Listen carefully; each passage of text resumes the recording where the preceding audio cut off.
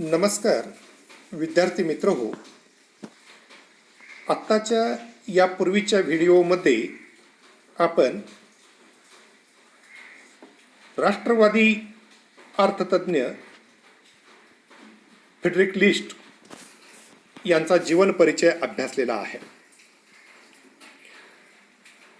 आत्ताच्या व्हिडिओमध्ये आपण प्राध्यापक फ्रेडरिक लिस्ट यांनी जी सनातनवादी विचारसरणीवर टीका केलेली आहे त्या टीकेच्या संदर्भात अभ्यासणार आहोत. सनातनवादी विचारांच्या संप्रदायावर लिस्टने आपल्या national system of political economy या ग्रंथाच्या सुरुवातीलाच कठोर टीका केली आहे. ही विचारसरणी प्रामुख्याने इंग्लंडमध्ये निर्माण झाली. सर्व देश एकाच समान पातळीवर असतात असे समजून सनातनवाद्यांनी विचार मांडले आहेत. त्यांनी पुरस्कारलेल्या नियम व सिद्धांत सर्व ठिकाणी लागू होतात असे प्रतिपादन केले आहे. व्यक्ती व विश्व या विवेचनात गर्क झालेल्या सनातनवाद्यांनी राष्ट्र या महत्त्वाच्या संकल्पनेकडे दुर्लक्ष केले आहे. या विचारसरणीच्या अवलंबनाने फ्रान्स, जर्मन, अमेरिका इत्यादी देशांची प्रगती इंग्लंडप्रमाणे झालेली नाही. त्यामधून फ्रेडरिक लिस्टने राष्ट्रवादी विचारसरणी मांडली. या राष्ट्रवादी विचारसरणीचा पुरस्कार करताना त्यांनी सनातनवादावर पुढील प्रमाणे टीका केल्या आहेत. त्यांनी केलेली पहिली टीका अशी आहे की काल्पनिक गृहीते. सनातनवाद्यांनी विशेषतः ॲडम स्मिथ, डेव्हिड रिकार्डो इत्यादींनी प्रत्यक्षात अस्तित्वात असलेल्या जगाकडे आणि निरनिराळ्या राष्ट्रातील परिस्थितीकडे लक्ष न देता अस्तित्वात नसलेली काल्पनिक गृहीते धरून आपले सिद्धांत मांडले आहेत. उदाहरणार्थ, जगातील सर्व राष्ट्रे एकाच समान पातळीवर असतात. जगात सर्वत्र शांतता नांदून युद्ध होण्याची भीती नाही. आंतरराष्ट्रीय सहकार्याच्या तत्वाने जागतिक ऐक्य साध्य झाले आहे. अशा अनेक काल्पनिक गृहीतांचा स्वीकार करणाऱ्यावर लिस्टने कडक टीका केली आहे. शास्त्रीय तत्वांचा पुरस्कार करणाऱ्यांकडून अशा चुका होता कामा नयेत. आर्थिक प्रश्नांचा विचार करताना शास्त्र व व्यवहार यातील फरक लक्षात घेतला पाहिजे असे टीका करताना लिस्ट यांनी प्रतिपादन केले आहे. दुसरी टीका ही अर्थशास्त्रीय सिद्धांत स्थल काळ निरपेक्ष व कायम असतात या विधानावर केलेली आहे. सनातनवादी विचारांच्या प्रतिपादनातील एक मोठा दोष म्हणजे अर्थशास्त्रीय सिद्धांत स्थल काळ निरपेक्ष असून ते कायम स्वरूपाचे असतात. याचा अर्थ हे सिद्धांत कोणत्याही देशाला कोणत्याही परिस्थितीत कोणत्याही काळी लागू पडतील. ही विचारसरणी गतिमान काळात बदलत्या परिस्थितीत मान्य करणे अयोग्य आहे. त्याचप्रमाणे कोणतेही अर्थशास्त्रीय विचार चिरंतन टिकणे शक्य नाही, कारण परिस्थितीत बदल झाल्यास आजचे सिद्धांत उद्या चुकीचे ठरतील. तर्कसंगत युक्तिवादाने काढलेले निष्कर्ष व्यवहारात नेहमीच उपयुक्त ठरतील असे नाही. तसेच बदलत्या परिस्थितीनुसार सिद्धांतात योग्य ते बदल घडवून आणला तरच ते उपयुक्त ठरतील, अन्यथा नाही. म्हणून लिस्टने असे प्रतिपादन केले की अर्थशास्त्रीय सिद्धांत हे स्थल काल निरपेक्ष असतात. ही सनातनवाद्यांची विचारसरणी अयोग्य असून स्थल काल सिद्धांत हे सापेक्ष असतात, तेच सत्य आहे. तिसरी टीका ही अत्यंत महत्त्वाची टीका मानली जाते. त्यांनी राष्ट्रीयत्वाच्या भूमिकेकडे दुर्लक्ष केले आहे.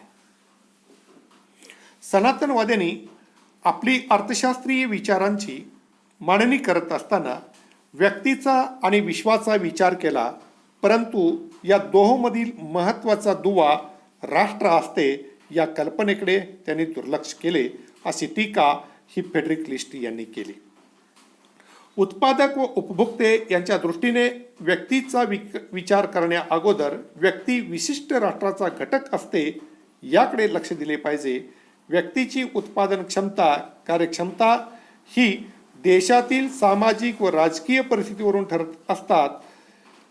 लिस्टने यावर टीका करताना म्हटले आहे की सनातनवाद्यांचा बिनबुडाचा विश्वबंधुत्ववाद हा शाब्दिक अवडंबर माजविणारा परस्पर विरोधी कल्पना व चुकीच्या परिभाषांवर आधारलेला आहे. यावर टीका करताना लिस्ट असे म्हणतात की जगातील सर्व राष्ट्रांची आर्थिक विकासाची पातळी एकच नसते, त्यामुळे प्रत्येक राष्ट्राचे हित वेगळे असते. व्यक्ती आणि विश्व यांचा संबंध जोडत असताना राष्ट्र ही एक महत्त्वाचा घटक असतो, त्याकडे दुर्लक्ष केल्यामुळे सनातनवाद्यांचे विचार निरुपयोगी ठरतात. व्यक्ती ही जरी व्यक्ती स्वतंत्र असली तर ती राष्ट्राचा एक घटक असते, त्यामुळं राष्ट्रीय विचारधारा, राष्ट्राची उत्पादन क्षमता यांचा प्रभाव व्यक्तीवरती पडत असतो. त्यामुळे व्यक्तीचे हित हे राष्ट्रीय हित असले पाहिजे. या विचारसरणीच्या दृष्टिकोनातून राष्ट्रवादी भूमिका ही फेडरिक लिस्ट यांनी मांडली आणि सनातनवादावरती त्यांनी टीका केलेली आहे. चौथी टीका त्यांनी भौतिकवादी दृष्टिकोनावर केलेली आहे. सनातनवाद्यांनी भौतिकवादी दृष्टिकोन स्वीकारून आर्थिक प्रश्नांचा विचार केला. त्यामुळे त्यांनी विनिमय मूल्य असलेल्या संपत्तीच्या उत्पादनावर लक्ष केंद्रित केले. चालू पिढीच्या व भावी पिढ्यांच्या राजकीय हितसंबंधांकडे व नैतिक मूल्यांकडे त्याचे संपूर्ण दुर्लक्ष झाले. म्हणून राष्ट्राच्या उत्पादन शक्तीचा विकास कसा होईल या अत्यंत महत्त्वाच्या प्रश्नाचा विचार सनातनवाद्यांनी केला नाही. संपत्तीच्या साठ्यापेक्षा संपत्ती निर्मिती अधिक महत्त्वाची असते याकडे सनातनवाद्यांनी दुर्लक्ष केले. या त्यांच्या विचारसरणीवर फेडरिक लिस्ट यांनी टीका केली. लिस्टच्या मते राष्ट्राची संपत्ती निर्माण करणाऱ्या सामर्थ्यावर, उत्पादन शक्तीवर भर देणे अधिक महत्त्वाचे आहे. कारण व्यक्ती जेवढ्या वस्तूंचा उपभोग घेते त्यापेक्षा अधिक मूल्याच्या वस्तू निर्माण करीत नसेल तर राष्ट्र गरीब राहील. यासाठी संपत्तीच्या साठ्यापेक्षा संपत्ती निर्माण करण्याची उत्पादन शक्ती महत्त्वाची असते. याकडे सनातनवाद्यांनी दुर्लक्ष केल्यामुळे सनातनवाद्यांचे विचार हे चुकीचे वाटतात, अशी टीका करण्यात आलेली आहे. त्यानंतर त्यांनी व्यक्तिगतवादी भूमिकेवरही टीका केलेली आहे. स्मिथ, रिकार्डो इत्यादी विचारवंतांनी प्रामुख्याने व्यक्तीचा विचार केला असून त्यांनी आपल्या विवेचनात व्यक्तीचे हित, व्यक्तीचे स्वातंत्र्य, स्वार्थ, स्वहित इत्यादी अवास्तव संकल्पनांना महत्त्व दिले आहे. त्यांच्या व्यक्तित्ववादी भूमिकेवर लिस्टने कठोर टीका केली आहे. त्यानंतर त्यांनी सर्व मानवजातीचा व विश्वाचा विचार केला आहे, पण प्रत्येकाच्या हितातून व समाजाच्या हितातून राष्ट्राचे हित साध्य होते म्हणून व्यक्तीला व्यक्ती स्वातंत्र्य द्यावे ही सनातनवाद्यांची भूमिका होती. पण प्रत्यक्ष व्यवहारात व्यक्ती स्वातंत्र्याने व्यक्तिहित व समाजहित घडून येते असे दिसून येत नाही. तसेच व्यक्तिहित व समाजहित बऱ्याच वेळेला संघर्ष निर्माण होतो.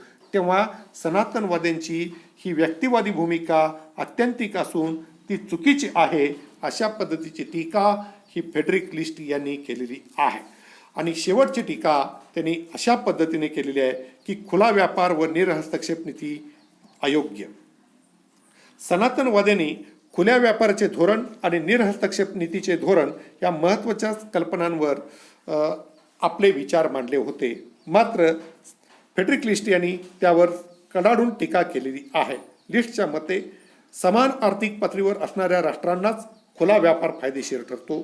मात्र जगातील सर्वच राष्ट्रे ही समान आर्थिक पातळीवरती नसल्यामुळे जी राष्ट्रे गरीब असतात त्यांना खुल्या व्यापाराचा तोटा होण्याची शक्यता निर्माण होते. त्यामुळे खुल्या व्यापाराचे धोरण कायमस्वरूपी स्वीकारणे हे चुकीच आहे अशा पद्धतीची टीका केलेली आहे. त्याचप्रमाणे राष्ट्राला जर विकास घडवून आणायचा असेल तर मध्यवर्ती सत्तेने सरकारने देखील प्रयत्न करणे गरजेचे आहे, हस्तक्षेप करणे गरजेचे आहे. अशा पद्धतीची आग्रही भूमिका ही फेडरिक लिस्टनर यांनी मांडली होती. त्यांच्या मते निरहस्तक्षेप नीती वापरणे म्हणजे सरकारचा हस्तक्षेप नाकारणे हे चुकीचे आहे. त्यामुळे फेडरिक लिस्टे यांनी सनातनवाद्यांच्या मुक्त व्यापार आणि खुल्या निरहस्तक्षेप नीतीच्या धोरणावरती ही टीका केलेली होती. विद्यार्थी मित्र हो, फेडरिक लिस्ट यांनी सनातनवाद्यांच्या या विचारधारेवरती या सडकून टीका केलेल्या आहेत. जरी एरिक रोलच्या मते फेडरिक लिस्ट हा जरी राष्ट्रवादी विचारवंत असला तरी तो भांडवलशाही औद्योगिक अर्थव्यवस्थेचाच पुरस्कर्ता होता. मात्र त्याने सरकारी धोरण किंवा संरक्षणाच्या धोरणाचा देखील पुरस्कार केल्याचे दिसून येते. त्यामुळे सनातनवादातील चुकीच्या धोरणांवरती टीका करून त्यांनी आपला भांडवलशाहीचा दृष्टिकोन, भांडवलशाहीतील आर्थिक विकासाचा दृष्टिकोन हा प्रभावीपणे मांडलेला आहे. त्याचा अभ्यास आपण पुढच्या भागामध्ये करणार आहोत. धन्यवाद.